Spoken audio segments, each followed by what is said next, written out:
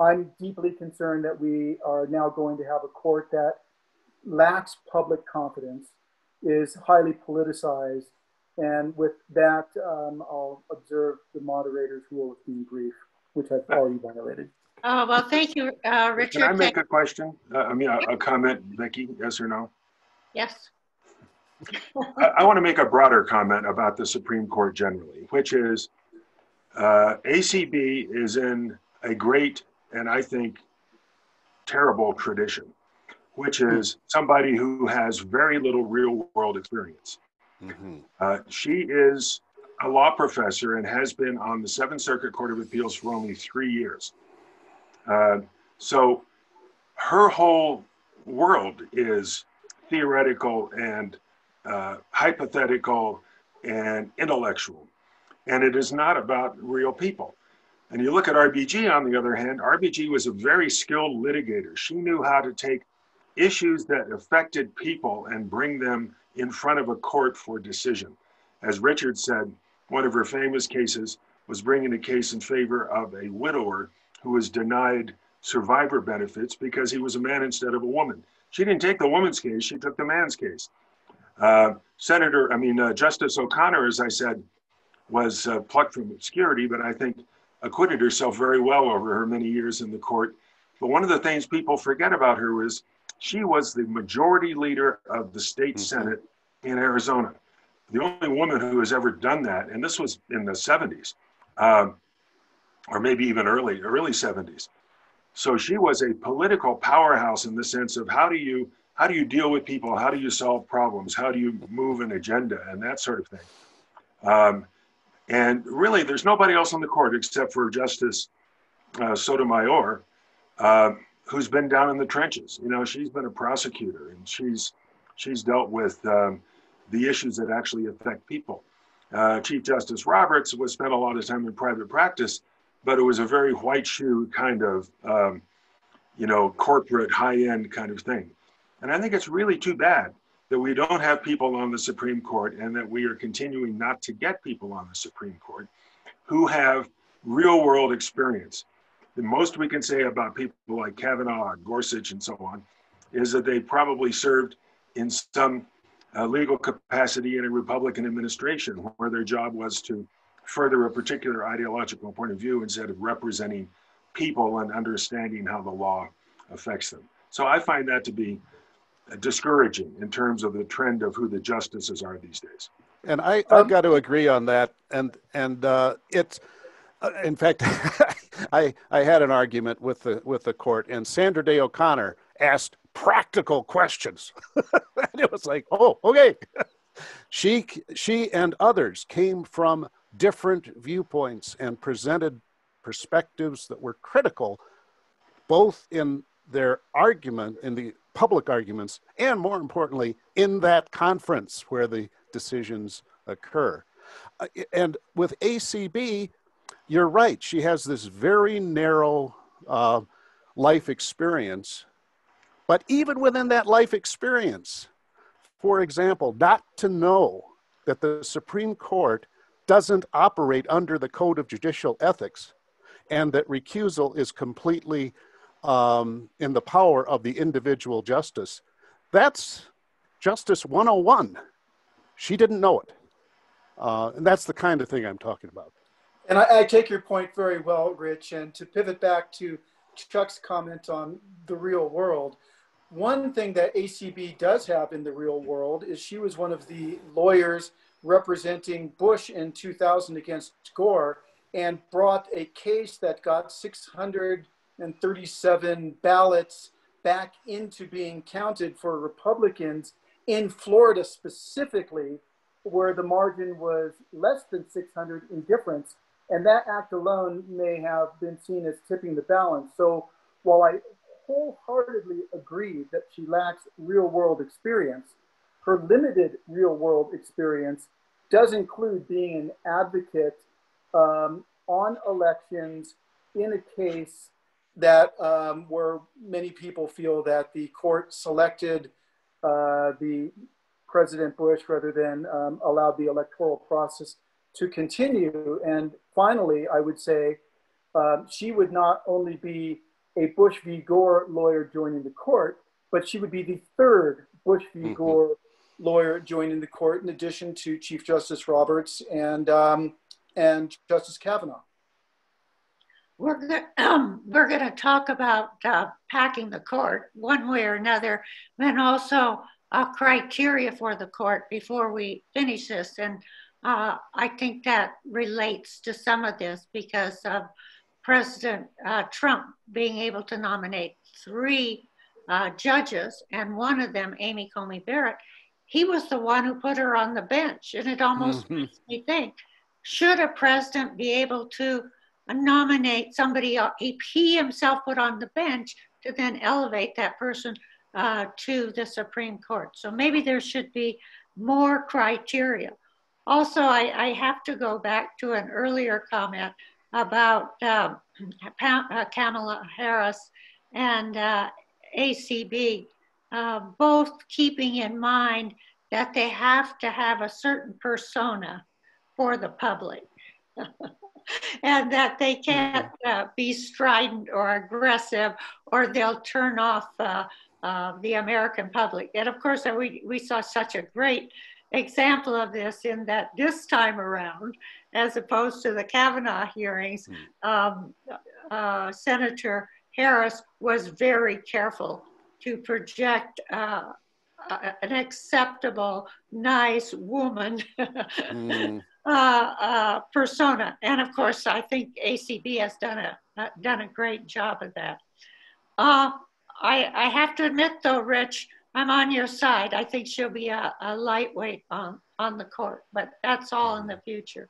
What I really want to talk about next, and that means you, Rich, is do you think this election is going to go to the Supreme Court?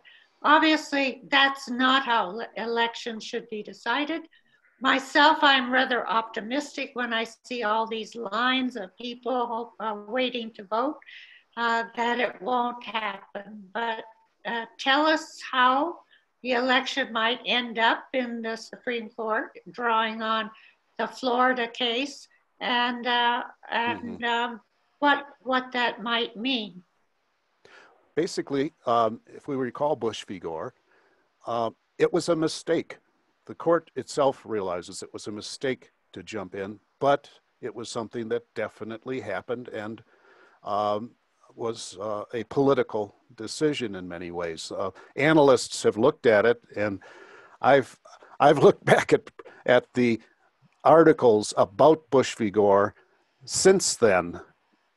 Initially, there were some people that were saying, "Oh no, it made sense for the court to take it." That is in the distinct minority today amongst folks that have looked at it. Almost universally, scholars agree it was a political decision and an error for the court to take it.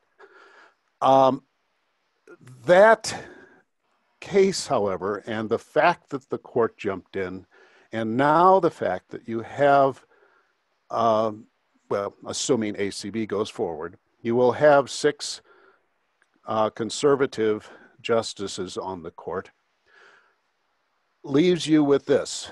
The court can take whatever case it decides to take. And it will take cases it wants to take and won't take cases it doesn't want to take. Now, there's some rules for what they're supposed to do in that regard.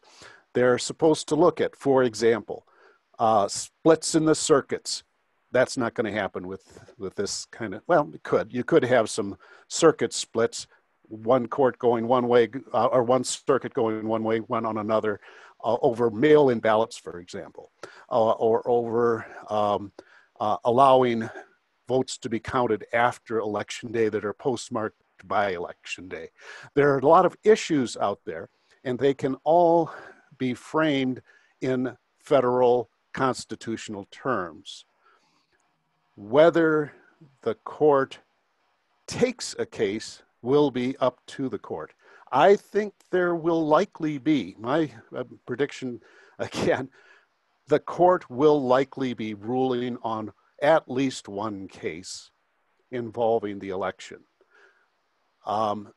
It could be that the vote differential is significantly so significant that it looks like it won't matter what the court decides. That won't be the standard, though. The standard will really be, is there a federal constitutional issue that the court feels needs to be resolved? I was totally opposed to the court taking on Bush v. Gore at the time, because I thought there were constitutional processes in place that would have ended up with the same result, Bush becoming president, but according to the constitutional plan. In this case, we have had such dramatic attacks on the rule of law and on the constitutional structures, and will continue to have. In this case, I might want to have the Supreme Court come in and definitively make issue some calming decisions, assuming they're capable of that, such as mail-in ballots. My goodness, mail-in ballots have been used since the Civil War to count military votes without issue. Mail-in ballots have been used in several states without issue, no fraud. The Supreme Court could actually be a calming influence. I would hope so.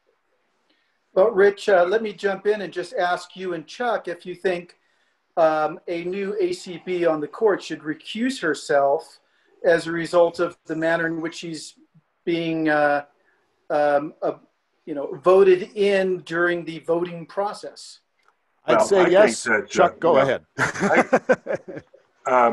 Well, number one, I agree with Rich on the basic premise, which is it is totally up to a Supreme Court justice to decide whether or not to recuse. This is not true with any other judge in the federal system, because there is a process if a judge should be recused because of a conflict of interest, for example, or a financial interest, and refuses to do so, or an appearance of impropriety and refuses to do so. There are procedures in place where either judges of the same rank, if you're at the circuit court level, or judges of a higher rank, if you're at the district court level, can make a decision and require things. There are procedures in place. The problem is, if it's a problem, the issue is that the Supreme Court has nobody above it. And so there's nobody to review what a Supreme Court justice does. The Chief Justice of the United States does not have the authority to say, oh, excuse me, Judge Barrett, Justice Barrett, you refused to recuse, but I, as Chief Justice, think you should have, so you were recused. That cannot happen. Mm-hmm. So her answer to the question during the hearings was, no secrets, no deals, no promises. I mean, it's like a political thing. I have not made a deal with anybody. And of course, I would hope that anybody who is sitting here in this hearing, she said, I hope all the members of this panel would believe that I would look at this independently and not be adversely influenced. But I don't think that's the standard. The standard is that she should apply to herself, and that nobody can force her to apply to herself, is whether or not her independence can be reasonably questioned. It's not independence is the wrong word. Whether or not appearance of impropriety, whether or not there's an appearance that her impartiality could be reasonably questioned. Mm-hmm. That's the issue. And I think there certainly is in this case. There was a case that the Supreme Court itself decided a few years ago about a justice from the Supreme Court of West Virginia who had been elected through very large amounts of money being contributed to the campaign by the coal company that was also the defendant, judgment defendant, had several $1 billion worth of judgment against it. And that justice, once elected and sitting on the court, having had its seat basically bought by that defendant, voted to overturn the jury verdict. And it went to the US Supreme Court, who said, No, that violates due process.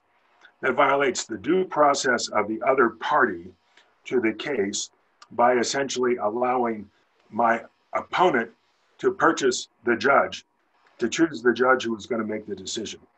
Now, it's not exactly the same thing, but certainly President Trump, who seems to lack the gene necessary not to say what he thinks about things and just to keep his mouth shut under certain circumstances, has been very clear about this, that he wants her there. He wants his justices there so that when the case gets to the Supreme Court, quote, to count votes, he says, my people are there and they're going to take care of me. He's made that perfectly clear. Whether or not she has bought onto that, whether or not she has agreed or has a deal or whatever, or ever was discussed, is really irrelevant to the question of whether or not that creates an appearance of impropriety that a reasonable person could conclude. So if she was really being straight up and upfront about how to handle it as a judge, she would recuse herself. Not because of a deal, but because her impartiality could reasonably be questioned. I think the chances of that happen are very slim. I think Rich may have a different point of view about that. I mean, she could, for example, carve independence right at the beginning by saying, I'm going to recuse myself because I'm my own person. Mm-hmm. And Trump can't tell me what to do. She may do that, but she may not. So the answer is, I think, yes, she should, but I can't tell her to. Roberts can't tell her to. Nope. Trump can't tell her to. Sotomayor can't tell her to. Nobody can tell her. She decides on her own. That's it. I think the answer to the question is yes, she should, and I predict she will. The reason is she should because of the appearance of impropriety. It doesn't matter in this circumstance what she may have said, what conversation she may have had. That's not the answer. The answer is look at what the President of the United States has said. It creates the appearance of impropriety, period. She should. Will she? Well, right now, she's not going to say anything that alienates her constituency of one. And she hasn't. And that constituency of one is President Trump.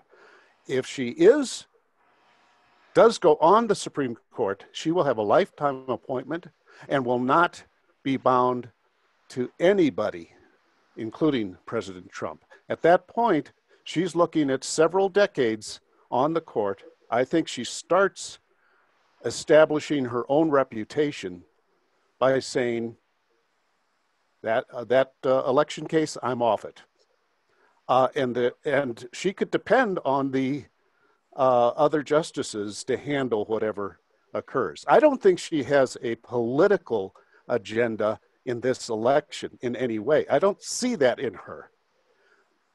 But she certainly has a conservative viewpoint and potentially agenda, but not one that depends on Trump remaining the president.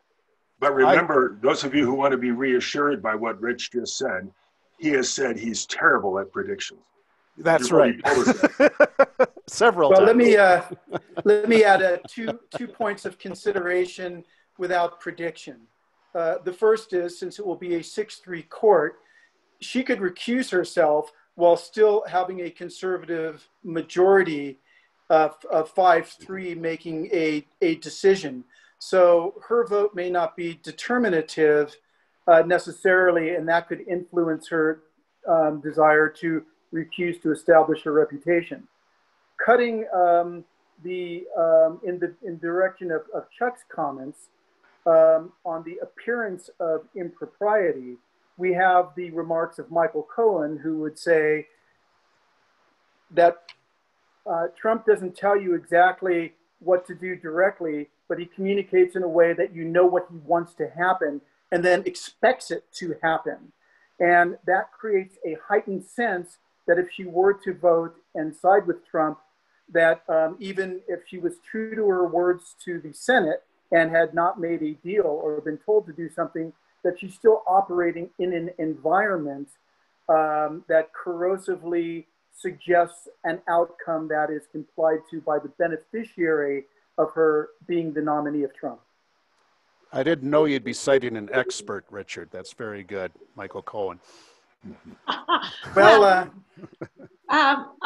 the question I ask, and I appreciate the very good discussion about the recusal, but I want to go back to that first question that I asked Rich, because Rich is very optimistic.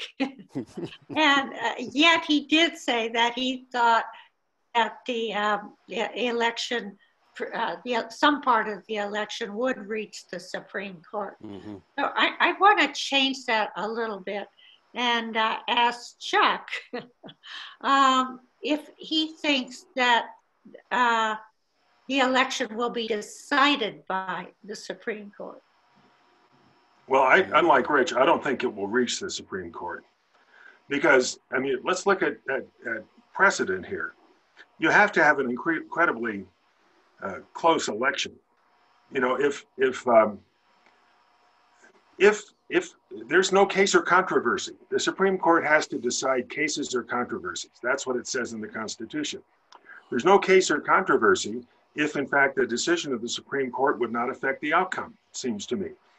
So if you have, hypothetically, Biden with 322 electoral votes and needs 270, and 15 of them are in doubt because state X that has 15 electoral votes, there's some constitutional equal protection or due process issue, you know, they're not going to take that case. I mean, even this Supreme Court shouldn't take that case, it seems to me, because their decision will not affect the outcome. So getting back to a situation, a Bush against Gore situation, where it came down to the fact that Florida was the determinative state, and 500 votes in Florida determined who got all of their electoral votes. I thought it was a mistake, an absolute mistake, and I was shocked. I was sitting on the bench at the time when they took that case, because it was a state law issue, really, at that point. They were up against, in their defense, they were up against the date set by statute for electors to be counted, which I think this year is the 14th or 16th of December. I can't remember. It's one of these bizarre things where it's the first Wednesday after the second Tuesday or something like that in December. So it moves from year to year or from cycle to cycle. So they were up against that. It was in early December that they decided that case and shut down, basically affirmed the state of Florida shutting down the recount. And unless we have a situation like that will affect the outcome, I don't see how the case gets to the Supreme Court. Okay, the way it occurs, Chuck, is we're challenging mail-in ballots. This year, we will have a record number of mail-in ballots. That if you had a court, we haven't yet, because a lot of courts have been saying you have no evidence of fraud to the Republicans. But if we have a case that challenges the concept of mail-in ballots as a whole, that's a case that could be taken to the court. And I think, again, predicting terribly, but I think the court would look at it and go, you're wrong. Mail-in ballots are fine, and here's why. But they could take the case. They'd have a case or controversy. You know, I guess that's true. But, I mean, there would have to be a record. You know, Supreme Court is not a court of first impression. It's not a fact finder. So there would have to be a record in a lower court that had gone through, that it was either plucked by the Supreme Court from the district court, which they have shown a rather disturbing willingness to do. There has to be a record showing that there is no, or that there is, you know, one way or the other. And based upon all of the publicly available facts, it seems inconceivable that there actually would be a defensible record that there is a big enough mail-in ballot problem. I mean, for example, let's say that some expert testifies that, you know, 3% of the mail-in ballots are fraudulent. Nobody's going to do that, but let's assume they buy somebody to do that. Then they testify to that, and you take out those 3%, you apply that 3% number, and Biden still wins. I mean, that's entirely possible. Now, Biden doesn't win in that state, but wins in other states. If you apply that same 3%, then, you know, you would have to get to a point where it affects the outcome. Well, let me just jump in to say that while mail-in ballot issues could be a controversy that finds its way to the Supreme Court, there are a variety of different voter suppression activities that are currently occurring across the country, which we could certainly get into in detail. But any number of these voter suppression activities could find their way through the courts to the Supreme Court and bear upon the ultimate election outcome and timing and the legitimacy of whether a given state's electors or votes are legitimately constituted. And so, given the unusual nature of the voting process this year, I think we should expand our thinking to consider that there might be new types of voting offenses that wind their way through the courts and not be bound in our thinking to the prior voter offenses, because people are being pretty creative in electoral disruption in this cycle. And also another way that can happen is, instead of directly challenging the presidential result, there'll be a lot of close races around the country that could find their way to the court. And that decision would influence the presidential election. So I see it coming to the court in a number of different ways. Vicki, there's a question about the whole issue of restructuring and rebalancing. Should we move to that? Yes, we're just going to ask it. Thank you. Yes, because, you know, some people say that the Republicans have already packed the court, given that President Trump has had the opportunity to nominate 3 conservative justices. So how then can we prevent that in the future? Should we prevent that in the future? What could the Democrats, assuming they take the Senate and the presidency, do that is seen as legitimate to make the court more representative of the American people? I'll give a start on that, and I'm sure others have a point of view. Number one, I think what this points out is the randomness of the current process.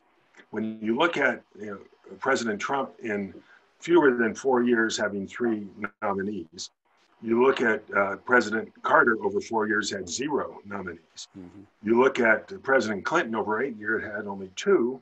And the same thing with President G.W. Bush had only 2, I think, over the course of 8 years. And, it's random. People die, they resign, they do this, they do that.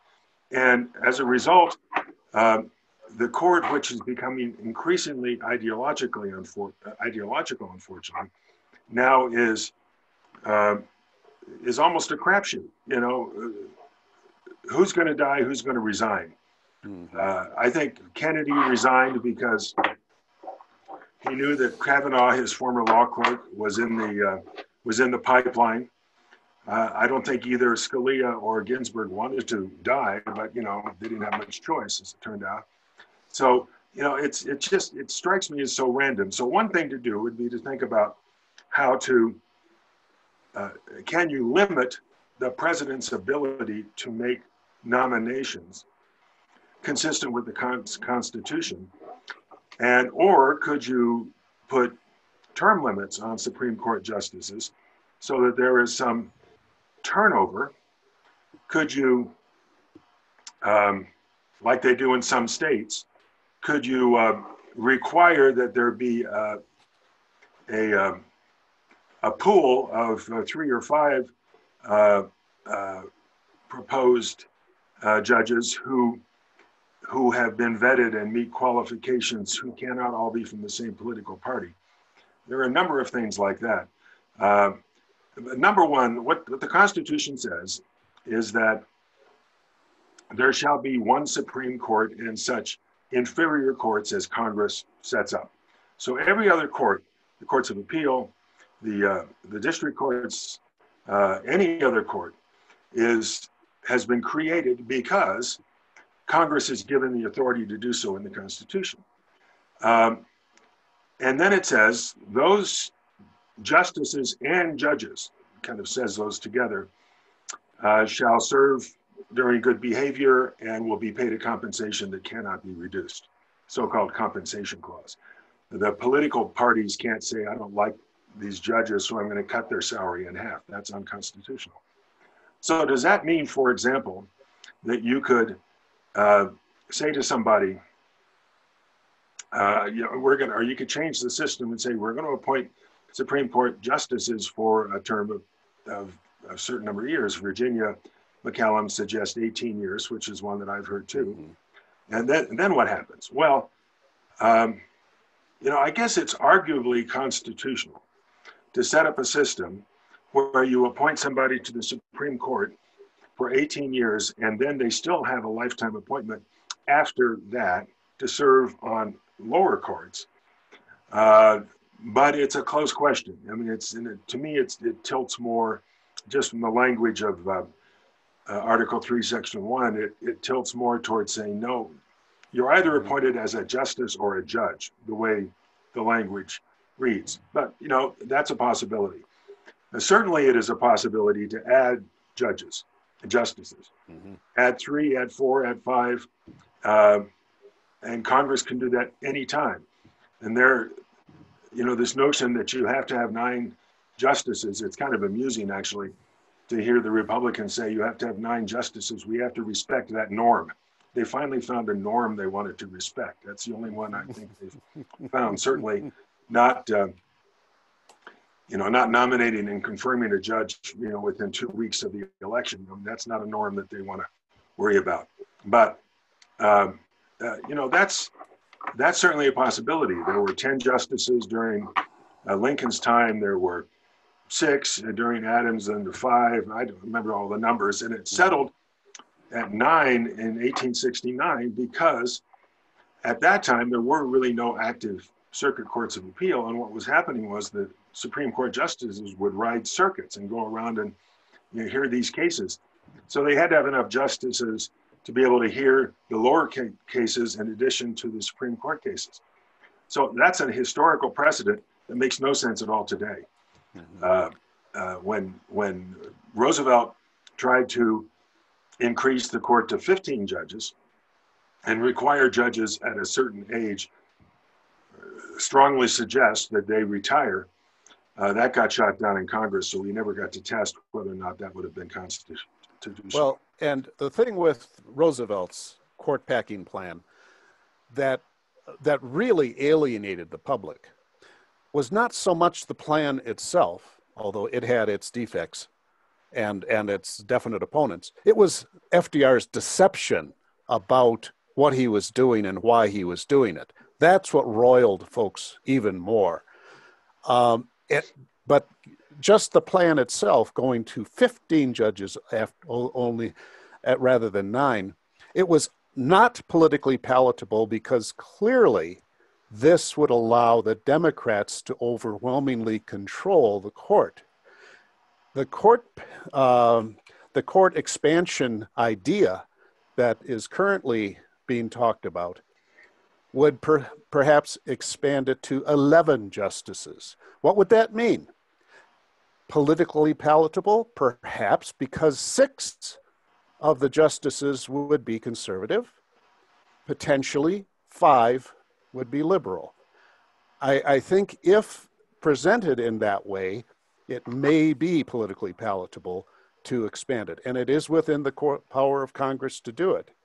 One thing with the 18-year plan and whether that would pass constitutional muster, I think the answer to that is the question of whether it would pass muster would go to the Supreme Court and they would shoot it down. They don't want anyone interfering with the judges. There's another possibility, which I haven't seen much written about, and that is, it would not be contrary to the Constitution to restrict any particular president to a set number of justices to be appointed per term. That could be done. I mean, you could say, okay, President X, you have a 4-year term, you can appoint 1 Supreme Court justice. When that space comes up, that's what you can do. Now, if other spaces come up, the court will simply operate at a lower level, which it has done lots of times It's operated at 8 for a number of, for months at a time in recent years. They say, well, then you have a lot of 4-4 decisions. Yeah, well, that's just kind of life, in which case the lower court gets affirmed. You could do that. I kind of like that one myself, because that does away with the randomness that we have now, that we have, Trump having 3 appointments in 3 years, Carter having 0 in 4 years, and others having 2 in 8 years. And it just, it's the luck of the draw. And so Chuck, on that point, would you have, under your plan, would Carter have gotten an appointment? No, okay. Because there was no vacancy. All right. No, I mean, if there is a vacancy, you can fill a certain number of vacancies. Okay. But I mean, I don't have it's not a plan, it's just an idea. But it's what you have to understand is there's nothing sacred about 9. 9 is not in the Constitution. It's in a law from 1869. And prior to 1869, the numbers bounced between 5 and 10. They haven't bounced since 1869, but that doesn't mean that they can't bounce now. Other countries have wholly different systems.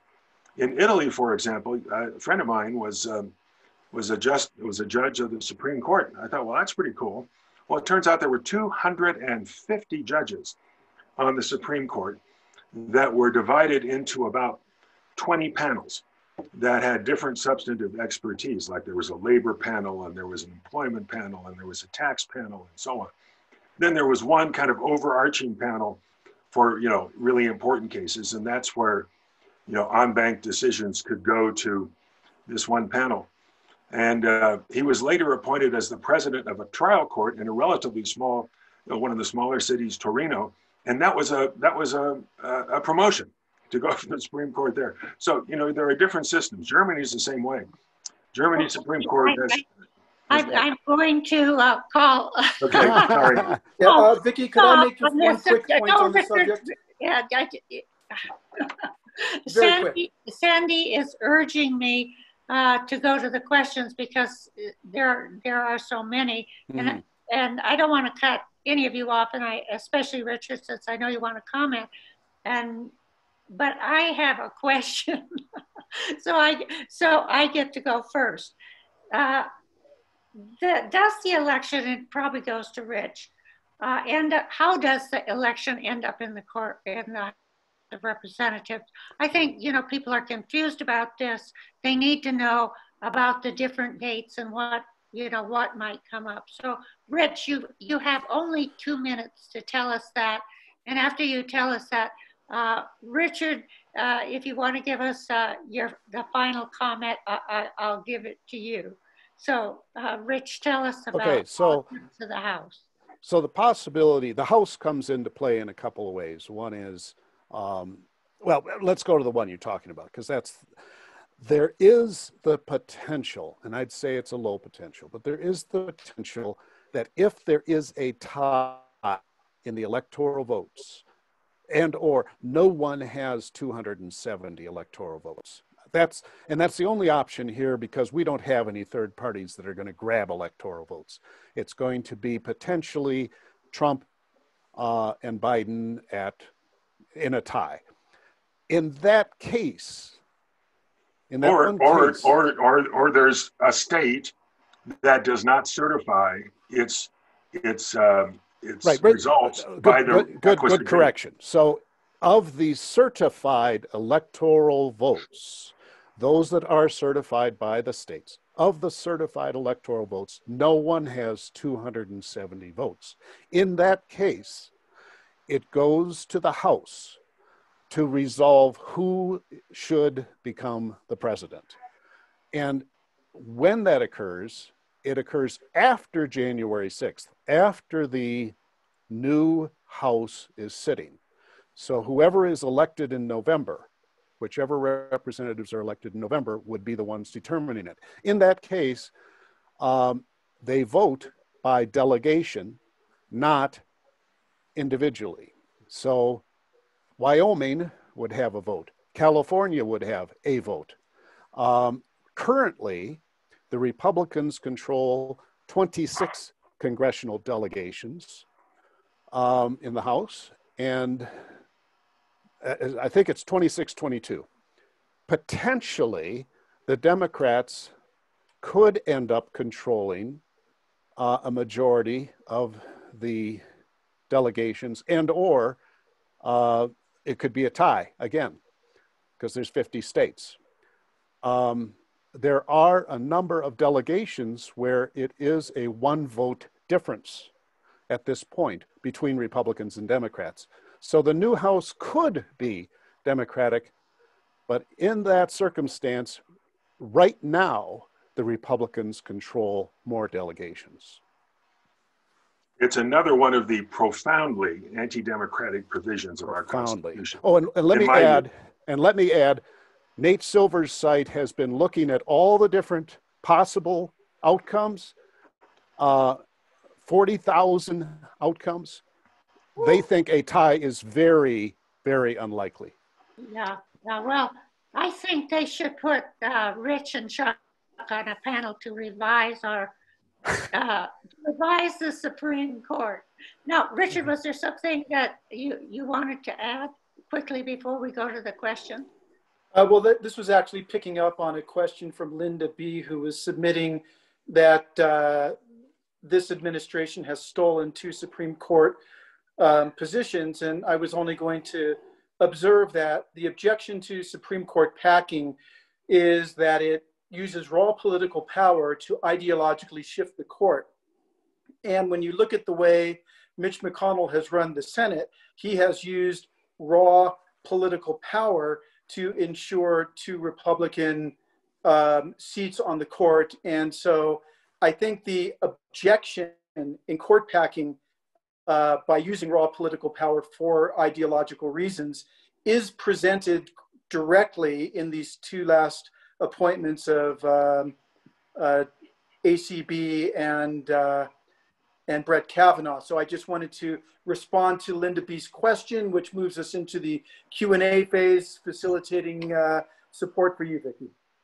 Oh, thank you for jumping in on a question, and thank you all for this really excellent discussion. I was going to ask you whether or not the Supreme Court Justice nominee, ACB, was going to be approved, and I think we all agree that, in fact, she will be. And then my other question to you was will the Supreme Court intervene in the election? And I guess we have Richard, yes, Chuck, no, and Rich, yes, Chuck, no. And Richard, did you have an opinion on that? I think there will be Supreme Court cases that are related to the election. I don't think that they were specifically in a Bush v. Gore manner decide the election. So that's nice. I think that means all 3 of you do not believe the Supreme Court is going to decide the election. And the last one was who will win, but maybe that's not a fair question. That might be a partisan question.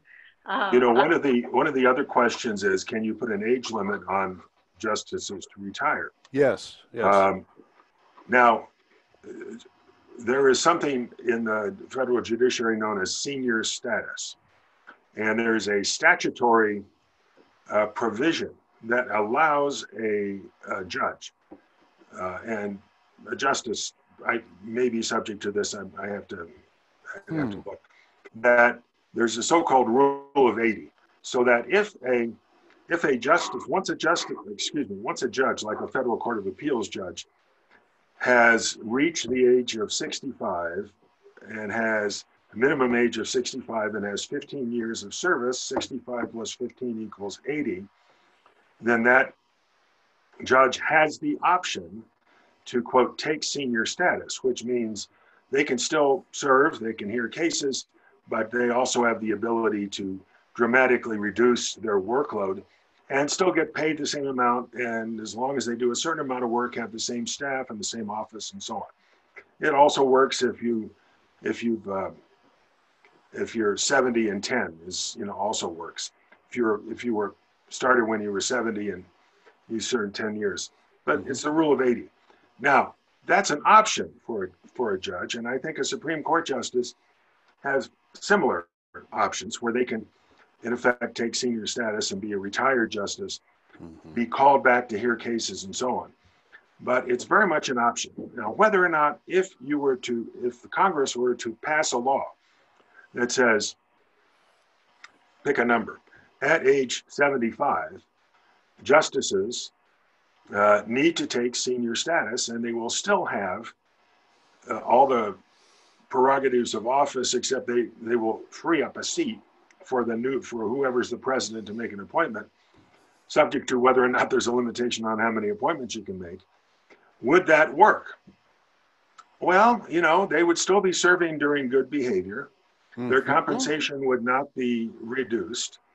They would still be a Supreme Court justice, albeit a retired or senior Supreme Court justice. They would still have an office, if not on the Supreme Court, at least in the Thurgood Marshall building next door. And maybe that works. They do that in other countries all the time. In Italy, for example, it's 70. My friend who I was talking about earlier just reluctantly had to retire at age 70 because the law required him to. So, that's definitely, I think, something that could work. What do you think, Rich? Well, it's interesting. The constitutional question would come down to, when you're appointed for a lifetime appointment, are you appointed as a Supreme Court justice? A Supreme Court justice is appointed and begins serving a lifetime term. Is that justice, do they have a lifetime appointment to be a Supreme Court justice active on the court? Or do they have a lifetime appointment to be in a judicial status as a Supreme Court justice, active or senior? And I think that's how it would end up being framed. It's an interesting concept. I could see particularly justices that might want, on the current court, that might at some point want to go to senior status, say, that's okay. That makes sense. I could see that one possibly passing muster. They'd still be lifetime appointments. So what the language, just for those of you who are nerds, here's the language of Article 3, Section 1. The judicial power of the United States, comma, why there's a comma, I don't know, shall be vested in one Supreme Court, comma, and in such inferior courts as the Congress may from time to time ordain and establish. The judges, comma, both of the Supreme and inferior courts, comma, shall hold their offices during good behavior and shall receive a compensation that shall not be diminished. So the language is the judges, both of the Supreme and the inferior court shall hold their offices during good behavior. Does that mean that if you are appointed as a justice of the Supreme Court, that you are constitutionally allowed or enabled to hold that office as justice of the Supreme Court during behavior, or are you only authorized to hold a job as a lifetime federal judge? By the way, the language is during good behavior. The language is not, for the period of your life. So, but that has been universally interpreted over the years to mean lifetime. So that is the precise question that would be presented. Either if you wanted to have term limits, or if you wanted to say, you wanted to have term limits or age limits. You say somebody can serve for 18 years and then you have to go be a judge of the Court of Appeals and you can wander around from place to place, or you can become senior and sit in your office and enjoy the good life and still have your judicial position and be eligible to be called back to sit. For example, let's say one of the Supreme Court justices gets sick and is in the hospital and is out for 6 months. Or let's say one of the Supreme Court justices dies, and before the president has an opportunity, under whatever circumstances, to appoint it, you've got one of these senior justices who would then be able to come back and rejoin the court. And all of those are much more flexible kinds of arrangements than what we have today. And this notion that our 9 justice has to be 9 is sacrosanct is just not right. It's legally wrong. And so should we be moving to some questions here? I'm sure. just wanting to respect our audience. Okay, I was trying to I look think we're getting them. Okay. Oh, You are okay, getting- sorry. You've We're been getting the question. I think we're fine, but So there's a question, which is, couldn't the Supreme Court take a case regarding the election, even if it would not affect who the winner was for its own reasons? Personally, I think no, because it could, but there has to be a case or controversy. Now, presumably there's a case or controversy in the lower court, or they couldn't have jurisdiction. So I guess they could take the case if they wanted to set some kind of a precedent for a future election, or like Rich was saying on mail-in ballots. But Well, also the one person, one vote concept, you and the racial discrimination and gender discrimination, whatever that might occur in voting, the court could take a case, even though it could be the outcome of the election may not make a difference. A class of people could come forward and saying, we were deprived of our right to vote in this election, and you should take this case to resolve that. That's pressing the case in controversy concept, but still every person should have the right to vote. And if a class of people, particularly in a suspect classification such as race, comes forward with that, the court could take the case in order to assure in for future elections that that class is not similarly deprived. I want to go back to a question that hasn't been asked but does involve the elections. You've put together a couple of reasons why and how we might reform the Supreme Court. And I thought that was particularly important because you don't want to have a situation again like RBG, who kind of had to hang on despite her illnesses, so that Trump wouldn't nominate someone. Excuse me, but in the end, of course, she is not the arbitrator, as are none of us, about when we are going to leave this world. So I think just on that alone, there should be something that allows a limitation on the president about how many judges he can put on the court. But the other big question, it seems to me, is reform or abolishing the Electoral College. Who wants to start? I'll start with that because that is talked about quite a bit. Many articles, much ink has been spilled over let's get rid of the Electoral College. And in fact, there have been hundreds and hundreds of proposals over the years to eliminate the Electoral College. Most recently, the most recent major was Estes Kefauver. Estes Kefauver. Anyway, we all know it. He, in the 60s, was trying to eliminate the Electoral College and held hearings on it. And there was quite a bit of activity in that regard. Nixon was in favor and said, yes, it should be eliminated. But a group of Southern Democrats felt it was in their best interests to keep the Electoral College, and it was filibustered to death. It would require, at this point, it would require 2/3 of each House approving it and 3/4 of the state legislators. Unfortunately, I think politically at this point, Republicans generally view it in their best interests to retain the Electoral College, unlike perhaps in the past.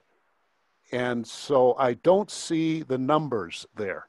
I just don't see that could happen.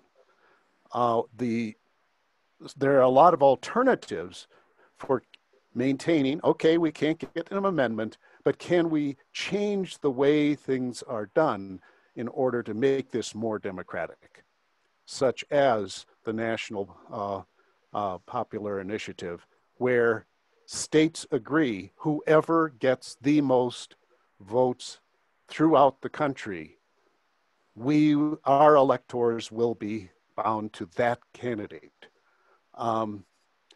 It's an interesting concept. It's coming closer and closer to being an effective initiative.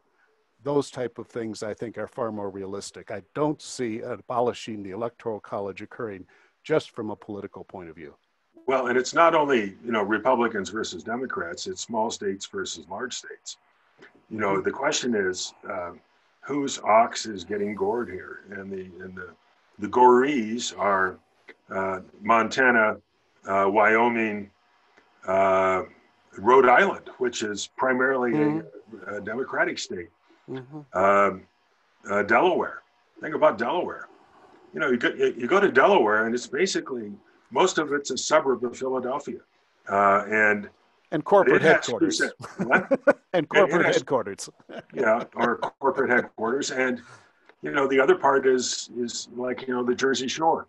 So small states would be opposed to that.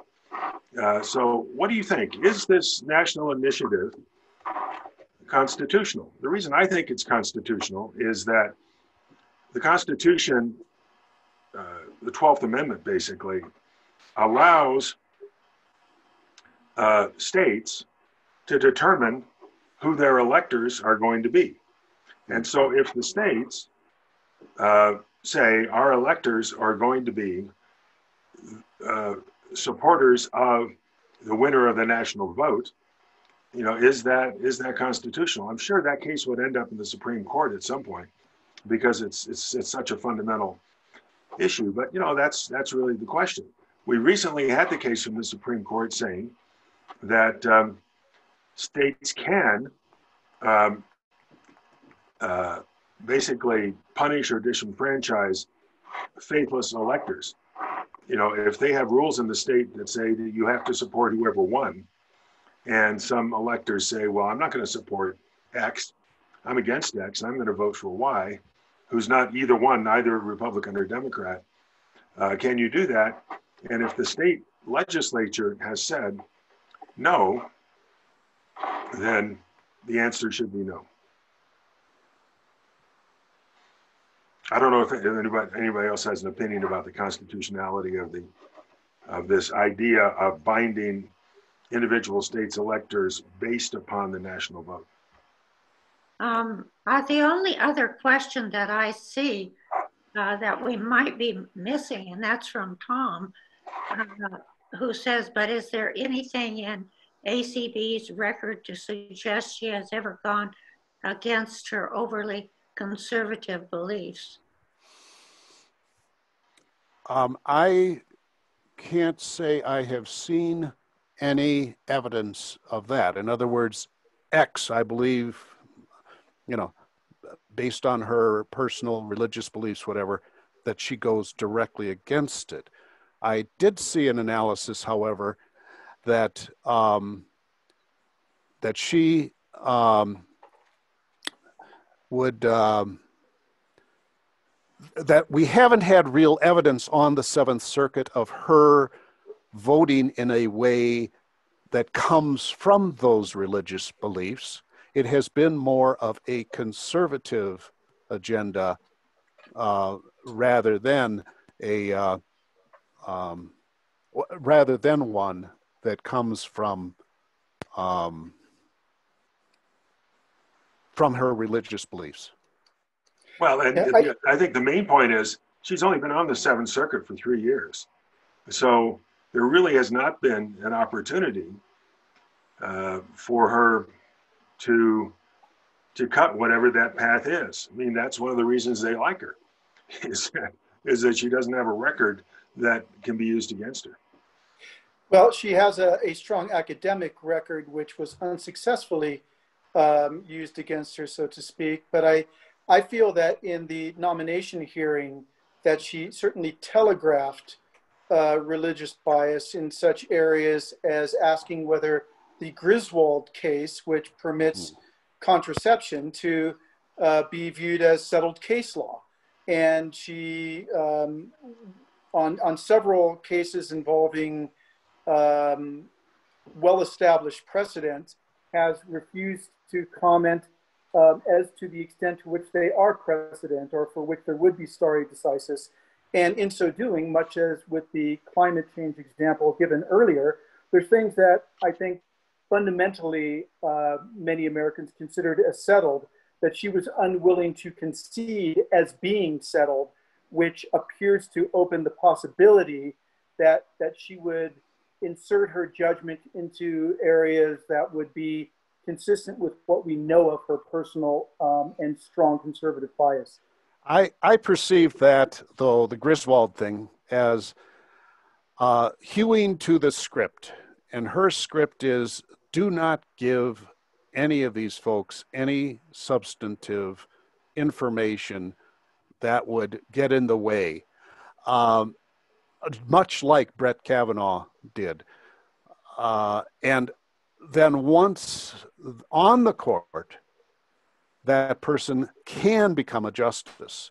And another hopeful, optimistic sign is, frankly, personally, I have great problems with the principles, the underlying principles of Brett Kavanaugh. But I have seen him turn into a justice, writing decisions that are based largely in the law. True, a very conservative view of the law, but he doesn't go outside the box of modern American jurisprudence too much. I think once someone goes on the court, they are not beholden anymore to the president that appointed them, as she is now. Trump could pull her nomination in a moment. Once she goes on the court, things may be different. Well, who thought that Neil Gorsuch would say that 2/3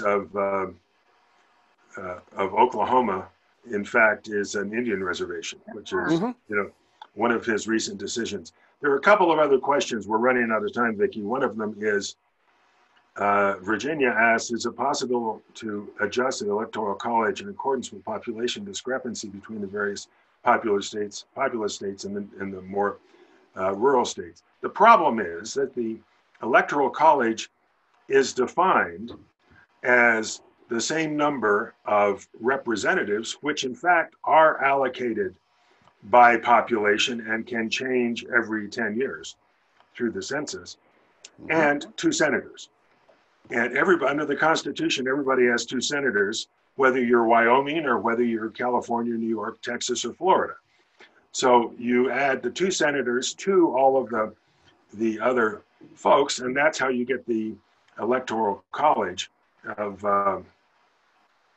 and Chuck, let me jump in. Just read a great thought on that the German Bundestag has 700 some members.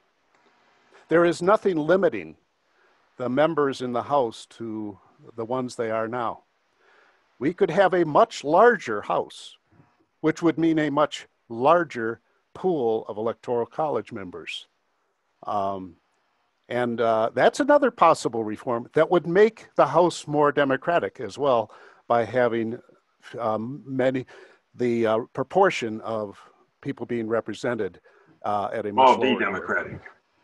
Right. Small d democratic, exactly. Well, so, and I guess the number of the House of 435. Yeah. 435 is set by statute. Is that right? Yep. So you could set it at 750. Yep. You'd have to build a new Capitol building, or actually have everybody Zoom in instead of show up. Virtual Congress. But that would be kind of an interesting concept, because that's where Electoral College comes from. Is it's a combination of those 2 things, and the Constitution does set, in fact, the number of senators at 2 per state. And it doesn't say how many are going to be in the House of Representatives. That's finally, there was very interesting. Barbara asks, please comment on the Supreme Court's latest intervention with the census and any related issues we are facing. Well, I think it's terrible that the Supreme Court has decided that it can intervene in just about any case. that it wants to, which is completely against its history and its norms. Mm-hmm. The Supreme Court has always said, we are not here to correct wrong decisions. We are here to make, to either resolve circuit splits of the courts of appeals, different points of view about the same thing, or fundamental constitutional issues. The courts of appeal exist to fix bad decisions. I mean, that's really, but the Supreme Court now looks at itself as the intervener in just about anything. And in the census case, I was very disappointed by that because it's also completely hypocritical. It says, well, we're going to stay the order that stopped the order said you cannot stop the census. We're going to stay that order pending the resolution of appeals. Well, give me a break. You know, it's all going to be moot by the time this is over. We're done. Yep. And so then there will be no appeals. And it essentially was a substantive decision that was couched as a procedural decision, and is just not right. So I guess that's the best I can say. It is an outrageous decision. I don't understand why we only have one public dissent by Justice Sotomayor. It seems to me this was something that was political, but we just don't know. We don't know the internal votes that were taken. We don't know what's going on. But we had a situation where not only are they doing this, but they're doing it in a case where fairly clearly the Secretary of the Department of Commerce had acted contemptuously against the district court judge by saying, you know, yeah, sure, you've said end of October, I'm going to go ahead and stop it. Direct violation of the court's order. And yet the Supreme Court jumps in and almost blesses that by its conduct.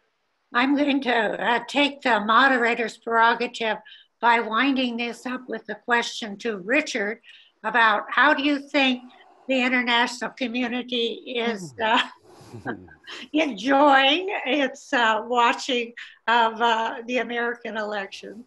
2 minutes, Richard. Well, a recent Pew study shows that America's standing in the world has reached its nadir. I won't go into the statistics for time's sake. And I think we have a great opportunity to affirm the rule of law in America by showing judicial and electoral integrity. One of our discussions leading into this panel was whether President Trump would leave if was voted out and if he needed to be escorted out. And my view is, should it come to that unfortunate result, and that's not a prediction, but I think the international community would say America has strong democratic institutions and the capacity through those institutions to demonstrate how to function as a democracy that can self-correct, a democracy that can live up to its ideals, a democracy that can return to its place of global leadership, respecting its allies, standing tall against its adversaries. Now, I think another thing the international community recognizes as students of America, more than Americans themselves at times, that the president is the only office that in the Constitution requires being born in our country because of the founders' concern for foreign interference. And we have profound foreign interference occurring right now, and that is being observed greatly. As a result of our institutions being under attack, I feel that it's appropriate that this panel has focused exclusively on domestic issues, because we must all rally to the support of our domestic institutions, to the importance of voting, to the role of the Congress related to the courts, related to the rule of law. And I think as the international community looks at how we manage through this process, we have an opportunity to demonstrate that although democracy is extremely messy, it has the capacity to work through all of this. Now, the fact that we are going to have a highly conservative court makes it all the more important that the democratic mechanisms for creating a balanced society reflecting the will of the people be expressed in an appropriate electoral process and result. Hope that's within 2 minutes. Yes, well done. And just as I thought, it's been a great panel. Sandy, we didn't let you in here. Can I return to you and thank the panel for a really thoughtful discussion? Yeah, let me reiterate that as well. You know, there were a bunch of questions and I was getting prepared to ask them all, but you just all answered them all. And I think it's been another super session on these amazingly important issues as we go forward. And I am certainly crossing my fingers that we will emerge out of this period hopefully stronger than ever, as we've had to do a lot of reflection on, you know, some of the flaws in our democracy, especially as seen through the lens of rule of law. So let me thank all you panelists and Vicky for your great moderation. And I certainly hope that we'll see all of you on next Thursday's stream when we talk about Africa and terrorism and all kinds of things. And I can't wait to see a lot of Vicky's pictures from her time there. Maybe I'll dig up a few of my own pictures from my time there. And I hope you all have a great day. This recording will be available on our website in a couple of hours' time. So please check on to our live stream page. And until then, thank you all so much. Thank you all. Bye now. Thank you. Bye.